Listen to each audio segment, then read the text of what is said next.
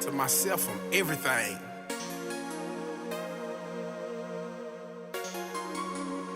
I told myself I'm important. Remember people that support me. Now they acting like I owe them. When I was broke, they ain't know me. Yeah, I told myself I'm important. So I'm Jamie Bell, the author of Isaiah Change, Stories from the Bugalu, Volume 3. I'm here with my best friend, illustrator, my author, Stephen Vaughn. Just want to talk a little bit of the significance and the importance of this book and why we want to tell this story. A few years ago, I started just writing. It started off therapeutic. I just wanted to tell a story. I wanted to tell my story. Didn't really care about the sales, don't really care about what people thought about it, but I knew that me growing up and around friends like Stephen and a lot of other guys, that they were just saying things like, man, we went through the same thing, but no one really talked about it. And so everybody can't talk to Kobe, everybody can't talk to LeBron or rap like Jay. Right. They want to see everyday people doing everyday things. So I decided to write. It's easy for them to tell us that, you know, we thugs, we animals, we criminals. And that's what we're going to grow into, that's what we're going to believe.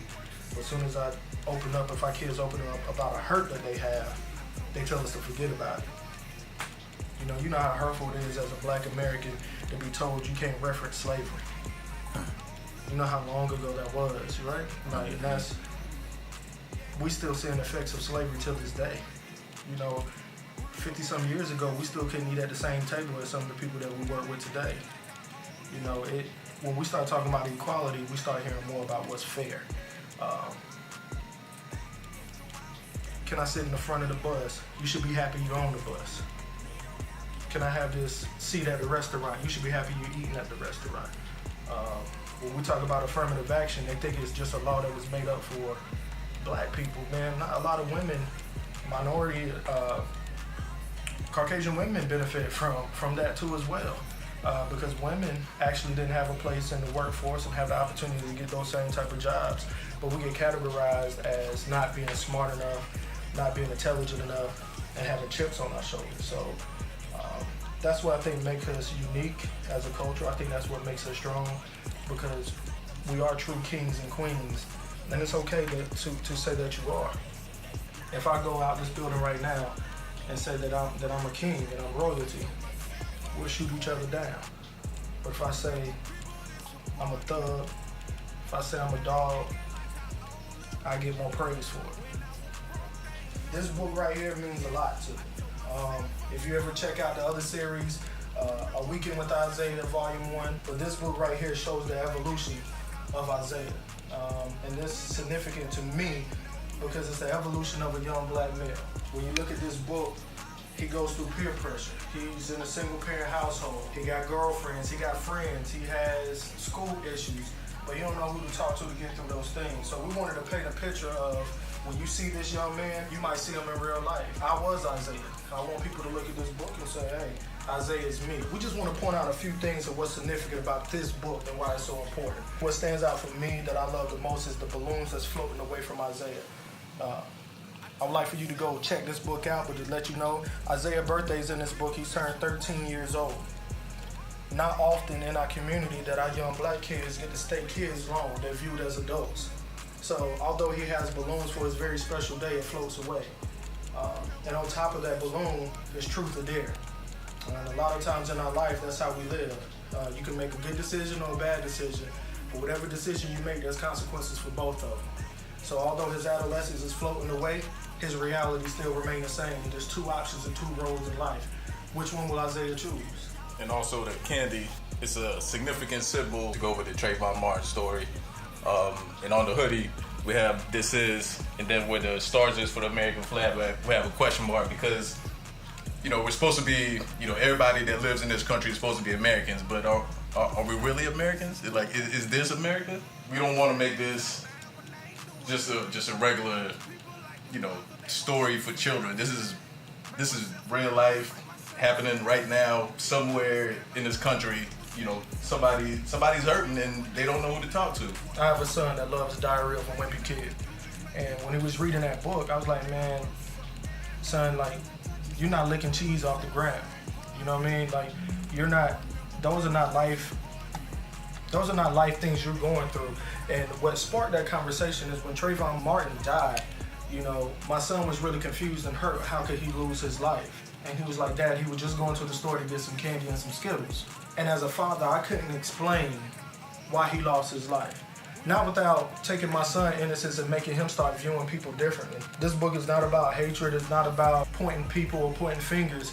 It's about uplifting one another. The significance of why the name Isaiah, that's my favorite book of the Bible. That's my son's middle name, my godson's name, both of my sons' middle name, actually. You can mount up on wings and soar like an eagle, you know what I'm saying? And that's something that I believe, that the God that we serve can move mountains. So if I serve a God that can move mountains, why can't I tell my son and why can't I tell our young brothers that anything you put your mind to and you believe in and follow with a core, you can do that. And really believe that.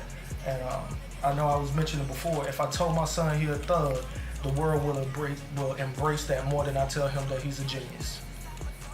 And that's a sad reality. And so I want to recondition our thoughts, recondition our minds. It's easier to get on platforms to make a buffoon out of myself than seem educated. And I'm okay with telling my truth. I know right now people that's listening to my testimony or seeing what I do, they question what I do, but I'm not doing it for them. I'm doing it for the kid that's sitting in his room right now that's wondering how they're gonna have dinner tonight. And should he go rob the convenience store?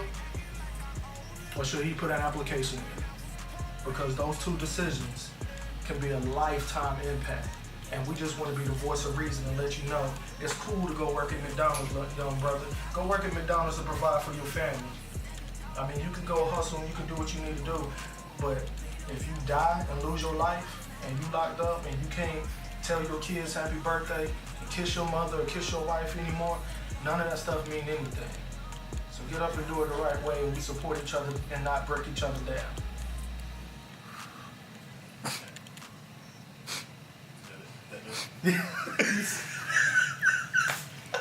You stay with it. So how do you get in touch with us? www.respecteddreamers.com. Respecteddreamers.com. I know you might probably want to know what that means, right?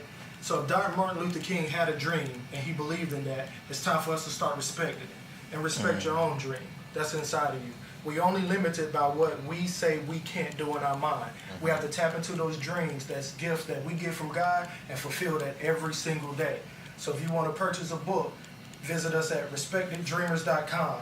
You want to book an engagement, reach out to us at respecteddreamers.com. I have a blog online that talks about suicide and how suicide is something that goes on in our community, but we don't want to talk about it. Black folks kill themselves. White folks kill themselves. Little kids kill themselves. And we have to tell that voice on the inside that said that you ain't worth living, that you worth living.